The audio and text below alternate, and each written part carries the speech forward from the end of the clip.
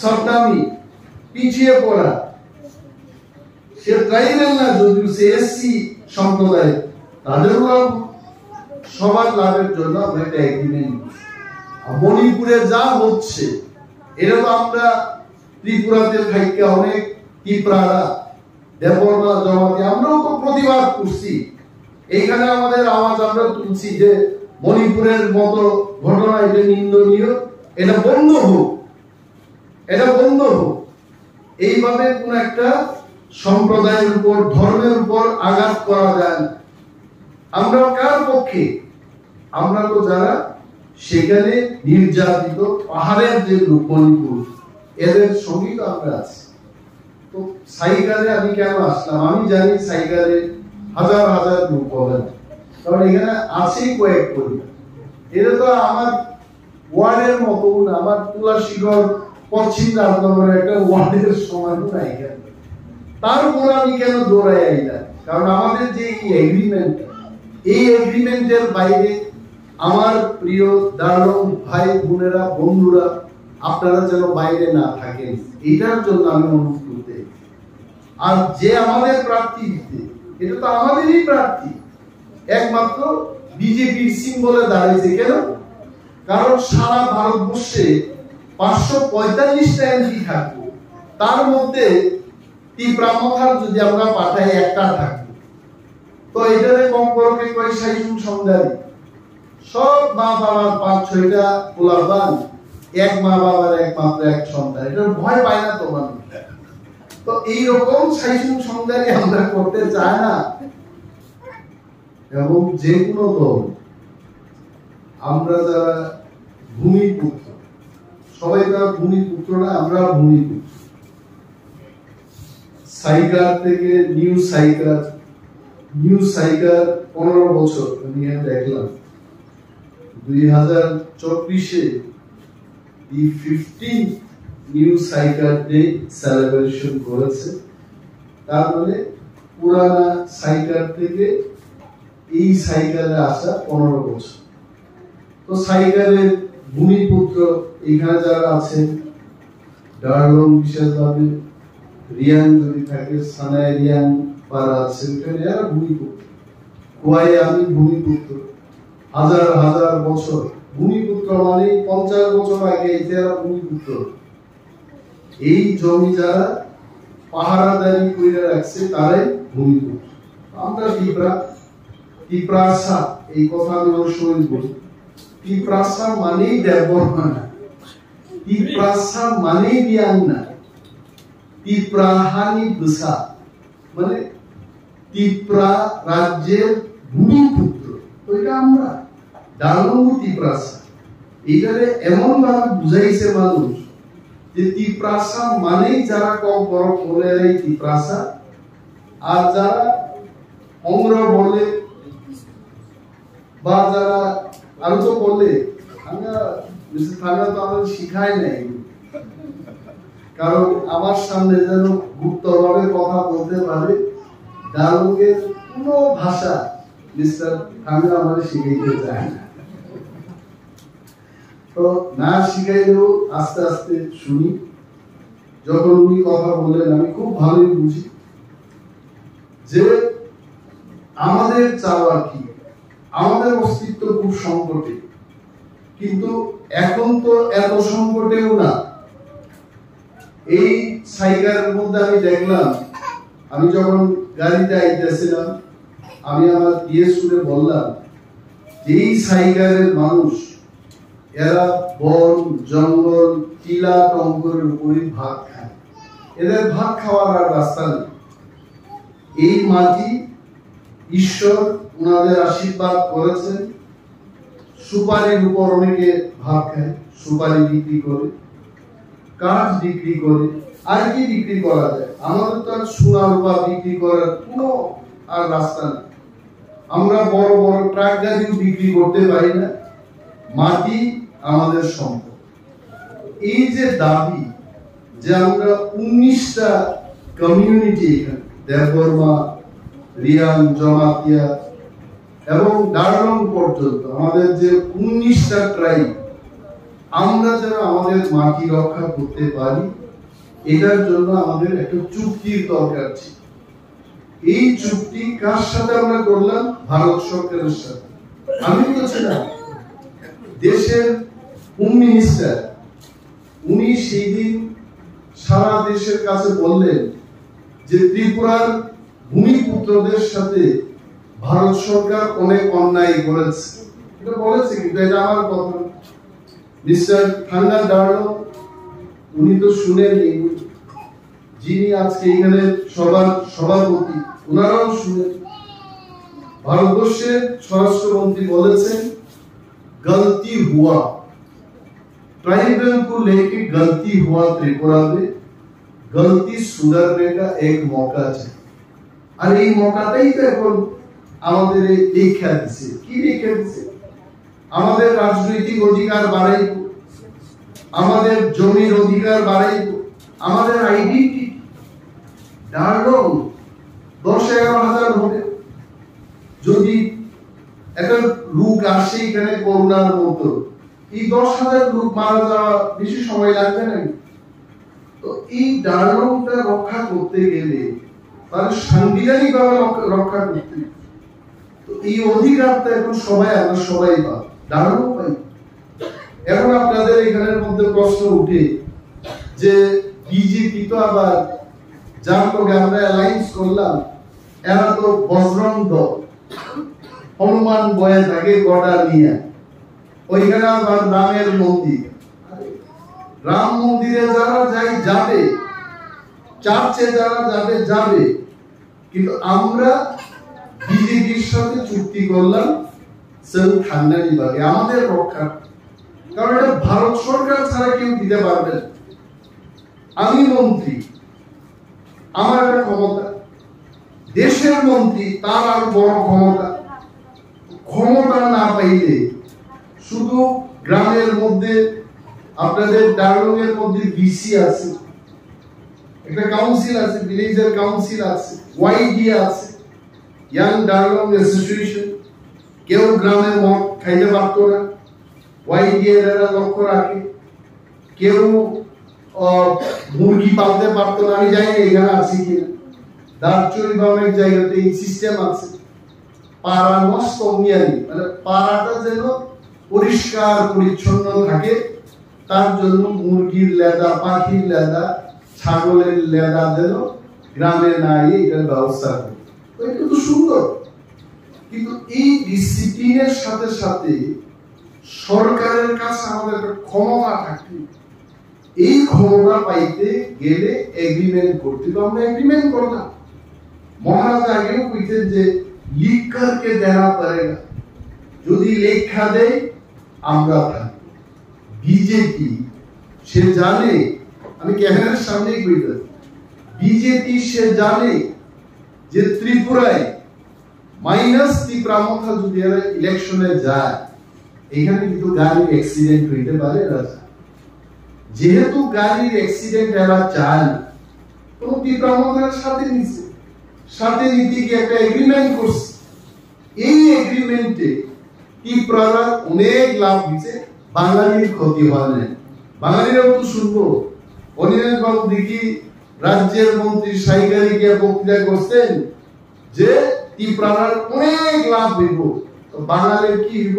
বাঙালির লাভ না হইল, বাঙালির কোনো ক্ষতি নাই। বাঙালি যেভাবে আছে এইভাবেই থাকবো। বাঙালি মন্ত্রী দিতে পারতেছে, মন্ত্রী হবে। আগরতলায় আছে ডাল খাইতেছে, খাইব, শুটকি ভাজা খাইব, এটা কেউ বাধা দিত না। আমাদের রক্ষার জন্য, সুরক্ষার জন্য আমরা একটা এগ্রিমেন্ট করছি। অনেকের একটা ধারণা যে মণিপুরের মতো অবস্থা এগুলি, যে কুকিদের যে অবস্থা, কেন মণিপুরের মতো এখানে অবস্থা? এইখানে খ্রিস্টান কি শুধু ডার্লং? দেববর্মা তো খ্রিস্টান। আমি মনে করি ডার্লং 10,000-11,000 খ্রিস্টানের চেয়ে তার 5 গুণ দেববর্মারা খ্রিস্টান আছে। তো একটা ডার্লংকে যদি খ্রিস্টান করার অভিযোগে আক্রমণ করে লক্ষ লক্ষ দেববর্মা জমাতে দিয়ে আমি জামায় করব। কেন? আমরা আমাদের ইচ্ছা মতো আমরা যে দল দিয়ে ধর্ম করব, আমরা করব। যিশুর কাছে আমরা প্রার্থনা করব, এটা আমাদের জন্মগত অধিকার। কিন্তু আপনাদের সাথে যে চুক্তিটা আমরা করলাম, এটা ধর্মের চুক্তি না।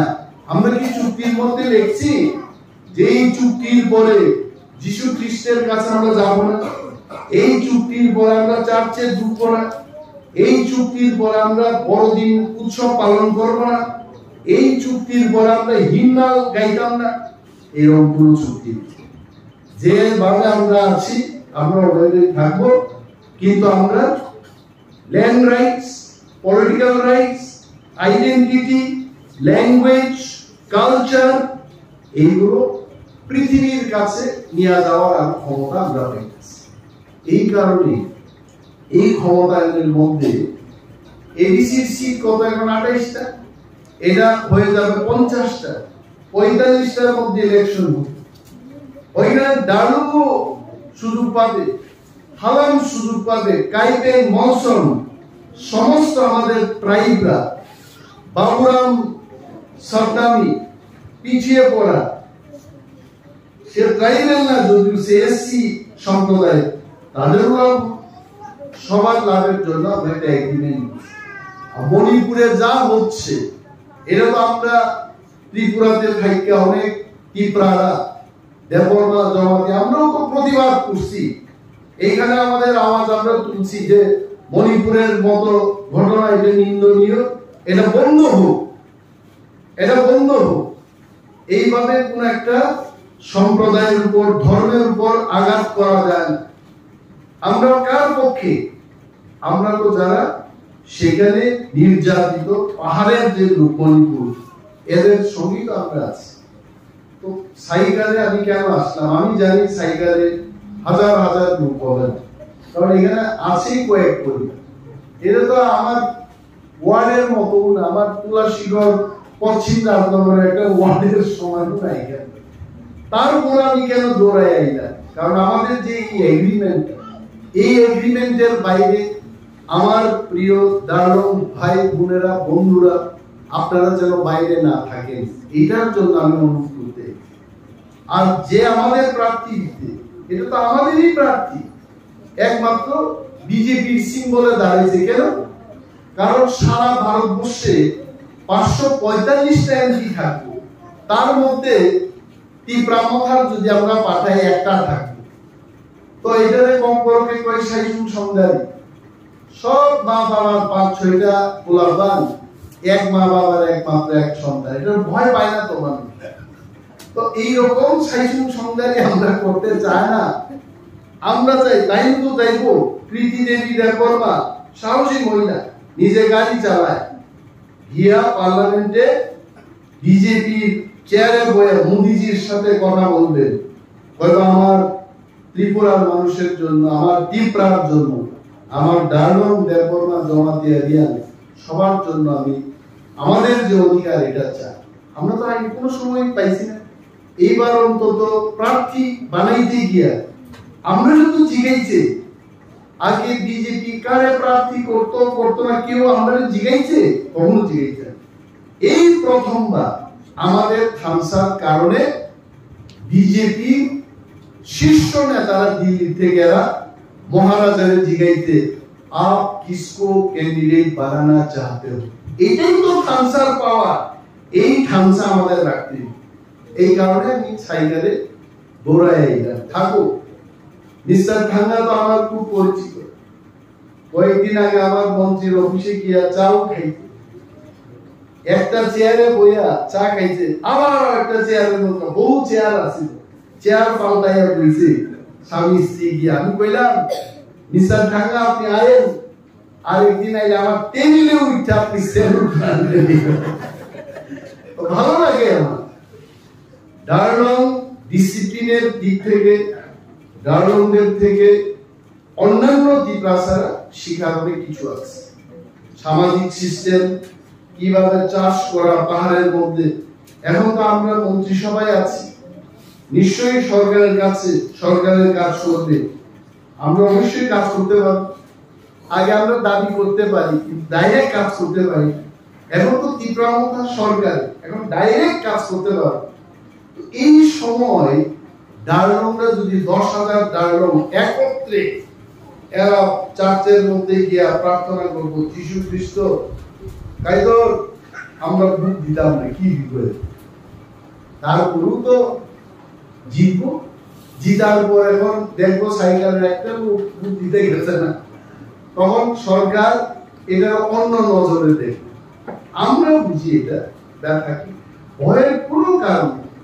এখানে পাস্টর থাকুক, ডিকন থাকুক, চংঘর থাকুক, ইভাঞ্জেলিস্ট থাকুক, যে কোনো কনগ্রিগেশনের ইবিসিউ হোক বা ফ্রি চার্চ অফ ইন্ডিয়া, এটাও তো আছে, এফসিআই হোক, দুনিয়ার যত কনগ্রিগেশনের লোক নিশ্চিন্তে অন্তত ত্রিপুরায় তারা আমাদের প্রার্থী, এটা তো বিজেপির প্রার্থী না, আমরা তীব্রামথা ইপিএফটি এবং বিজেপির সম্মিলিত প্রার্থী রাজকন্যা কৃতি দেবী দেববর্মাকে আপনারা ভোট দিতে পারেন। এটাতে তাতে আরো লাভ। এবং আমি অনুরোধ করবো সাইকেলের মানুষকে, উনি ইলেকশনের আগে নাও আইতে পারেন, ইলেকশন জয়লাভের পরে সাইকেল অন্তত ওই ছেলে মেয়েদের সাথে একটা এই পা তুললে এইভাবে তাই ড্যান্স করে। কিন্তু আজকে যারা এই ডান্স পরিবেশন করছে এরা কেউই কনফিডেন্ট না, আমি দেখি একজন আর একজনকে চাইতেছে। তো সাইকেলের লোক কেমন কারে ভোট দিব এটা বুঝে উঠতে পারতেছে না। আমরা একটা জায়গায় সবাই মিলে এবার ভোট দিব, আমাদের পার্টি না হয় কিন্তু আমাদের দাবির সাথে আমরা পদ্মফুলে এবার সবাই মিলে ভোট দিব, এটা আমাদের সুরক্ষা। কোনো ভয়ের কিছু নাই। তো কথা আর কি বলবো আপনাদের কাছে, এখন ইলেকশনের সময় আমি কোনো প্রতিশ্রুতিও দিতে পারি না। 26 তারিখ এপ্রিল ইলেকশন শেষে নিশ্চয় আমি আবার আসবো, এই এলাকার মানুষের কি কি সমস্যা এটা নিয়ে আমরা কথা বলবো। আর সবচেয়ে বড় বিষয় যে এমনিতেও আমি আপনাদের বলি, আমরা নিশ্চিত রূপে জয়লাভ করবো। বিজেপি এবং তীব্রামথা যা ভোট পাইছে এসএমপিতে, আমরা হিসাব করে দেখলাম 8.5 লক্ষ ভোট পাইছে, 12 লক্ষ ভোটের ভোট। তো ওই ভোটের থেকে যদি 2 লাখ ভোটও কমে তারপরে তো তীব্রামথা। সুতরাং আমরা যেহেতু সংখ্যায় কম, দেববর্মাও কম, রুমও কম, সবাই কম, সবাই মিলে একটা জায়গায় পদ্মফুলে এইবার আমাদের ছাপ দিতে। আর সিপিএম এর ভোট দিয়া, কংগ্রেসের ভোট দিয়ে আমাদের কি লাভ? কংগ্রেস শাসন করছে 30 বছর মিস্টার কাঙ্গা, আর সিপিএম করছে 35 বছর, মিলিয়ারে করছে 65 বছর। 65 বছরে ওল্ড সাইকেল থেকে নিউ সাইকেল আইছে মাত্র 15 বছর আগে। আর সিপিএম এর এক নেতা ওই দিন বক্তৃতা করে, আমি কয়েকটা কথা বলি, এরা কয় হ্যাঁ এই মহারাজা যে কমিউনিটি হলের মধ্যে বক্তৃতা করে, এই কমিউনিটি হল কে বানাইছে? এটা তো সিপিএম বানাইছে। আমি সিপিএম নেতাদের প্রশ্ন দিলাম, যে রাজ্যের মাটিতে দাঁড়ায় তুমি বক্তৃতা করতেছো, এই মাটি মহারাজারা 5000 বছর যুদ্ধ করে আর তুমি যে কমিউনিটি হল বানাইবা, মাটি না থাকলে তুমি কই কমিউনিটি হল বানাইবা? আরো কইলাম আমি আইসিডিএম নেতাদের প্রশ্ন ঠুকছি, এখনো জবাব পাইছি না। এরপর আরো কইছি যে টাকা দিছে তোমার কমিউনিটি হল বানানোর জন্য, এরা মানিক সরকার না, এটার নাম ছিল ডক্টর মনমোহন সিং, দিল্লি থেকে টাকা দিছিল। আর কংগ্রেসের পিছনে বয়া বক্তৃতা করে কয় আমরা কমিউনিটি হল করছি, পিছনে 2 কংগ্রেস নেতা কানে কর সব মিথ্যা কথা কইছে, যে থেকে আনছে এই টাকা তো আমরা দিছি দিল্লি থেকে। তারা মিথ্যা কথা বলে। মানিক সরকার ত্রিপুরার মুখ্যমন্ত্রী ধর্ম বিশ্বাস করে না, যিশু খ্রিস্ট পেলে কিসের যিশু? এবার বলতে একদম স্টাইল করে বলে কিসের যিশু, কিসের ভগবান, কিসের কৃষ্ণ? মানে ধর্মে বিশ্বাসী না, নাস্তিক। Wikipedia, you can open Wikipedia for Manik Sarkar, and Manik Sarkar writes his religion as atheist, অর্থাৎ নাস্তিক। কারণ নাস্তিক মানে কোন ধর্মেই বিশ্বাসে। এখন মানিক সরকার ওই দিন বক্তৃতা করে আমি তার বেশি দিন বাঁচতাম না, আমি মারা গেলে স্বর্গে গিয়া ঈশ্বরের কাছে কইমু যে আমি কি কি কাজ করছি। খালি যে লোকটা স্বর্গ নরক ভগবানের বিশ্বাসই করে না, সে কেন এখন স্বর্গের কথা কয়? কারণ মানিক সরকার জানে তীব্রামথা বিজেপি আইপিএফ কি জোর ত্রিপুরাতে না, শুধু সারা ভারতবর্ষে এবার 400টার বেশি সিট দিয়া আবার এনডিএর সরকার ভারতবর্ষে আইনা। তো এইটার ভয়ে মানিক সরকার এখন বুঝে যিশু ছাড়া আমরা কেউ বাঁচাইতে পারতো না। এখানে ত্রিপুরার মানুষ খেদাইব তাইলে। আর কয়েকদিন বাদে আপনারা দেখবেন নির্বাচনে হারলে তখন ভয়ে মানিক সরকার ডেইলি চার্চে গিয়া প্রার্থনা করবো, কাঁদবো, যিশু আমি তোমাদের চিনছি না এতদিন, আমারে ক্ষমা করো প্রভু, তোমার কাছে আমার নয়। এটা এরা এরকমই করে 35 বছর শাসন কইরা রাস্তা দিছে। আজকে যে রাস্তা হইতে এটা কে দিছে?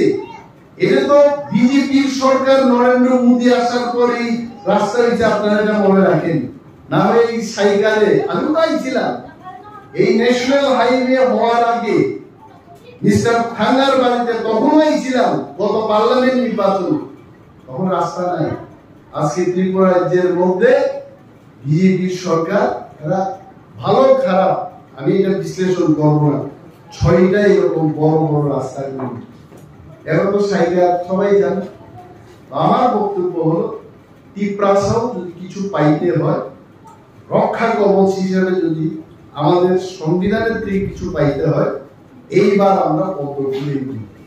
অনেক মানুষ তাকে দিতে হয়তো এটা বিজেপির ভোট দিয়ে কি, বিজেপির ভোট দিলে এই ভোট যখন মোদীজি দেখবেন তখন আমাদের যে এগ্রিমেন্ট এটা 6 মাসের জায়গায় 3 মাস, 1 বছরের জায়গায় 6 মাসে এরা ইমপ্লিমেন্ট।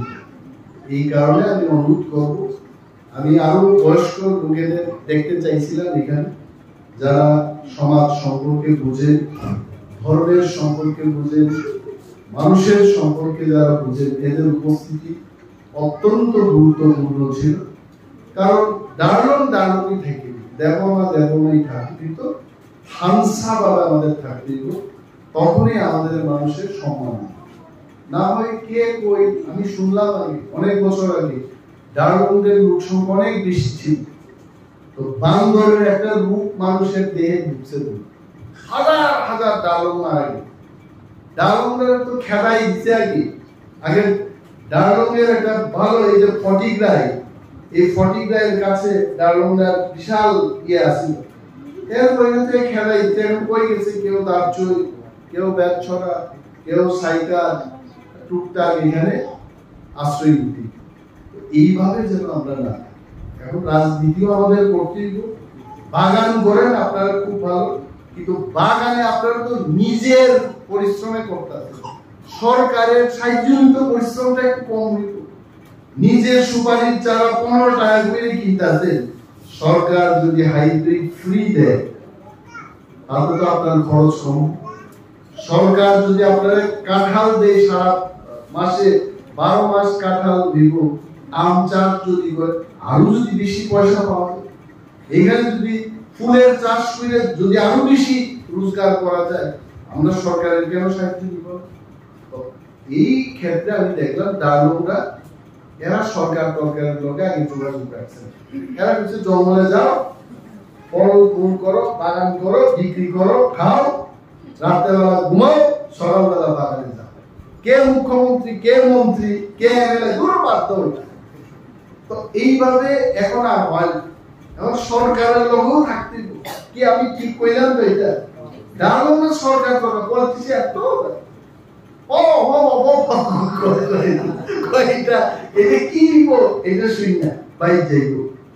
এইভাবে হইত না। এখন যেমন মিস্টার ঠাঙ্গা আমার অফিসে গিয়া কইল, sir please help my daughter.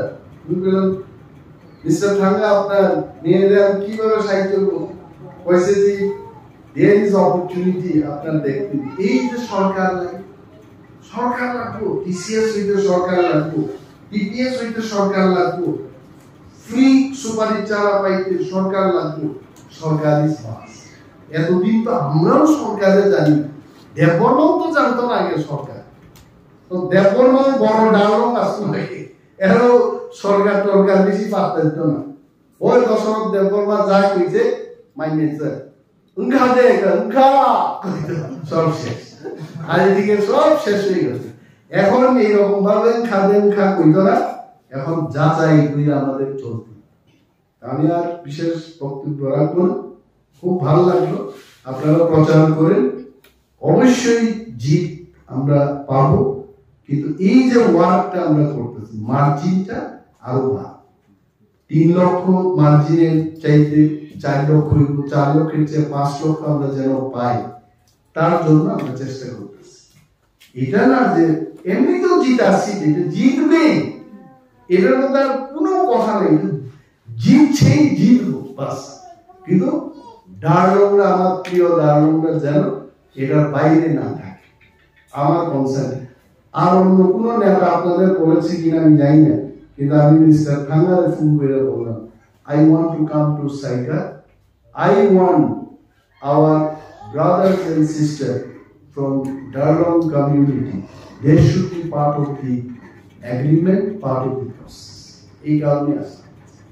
এবং আমাদের আগে মুরুবাই যিনি চাকরি করতে, স্বামী স্ত্রী গিয়া চাকরি করছেন কিনা আমি জানি না, আমি একদিন মুরুবাইয়ে গেলাম, তার কথায় আমার মনে পড়লো, ওই লোকটার আমি খুঁজছি, কারণ এরা বুঝে, এই কয়েকটা লোক এরা পলিটিক্স বুঝে, দেববর্মা কি, রিয়ান কি, জামাতিয়া কি, এরা বুঝে। আমরা সবাই একভাবে চলতে, এখন আর একা একা আমাদের চলার এটা ঠিক, আমরা সবাই আমরা ঠিকরা, বাড়িতে আইলে ডারলং, বাড়িতে আইলে দেববর্মা, বাড়িতে গেলে রিয়ান, পৃথিবীর কাছে আমরা সবাই ঠিকরা চাইলেও আমাদের চলি। এই হলো আমার কথা। আর পদ্ম ফুল সিট বলে আপনারা আমাদের রাজকন্যাকে ভোট দেবেন, এই আবেদন রেখে আমি আমার কয়েকটা কথা শেষ করলাম। এই প্রামক আইগ্রত প্রবাদরা আইগ্রত।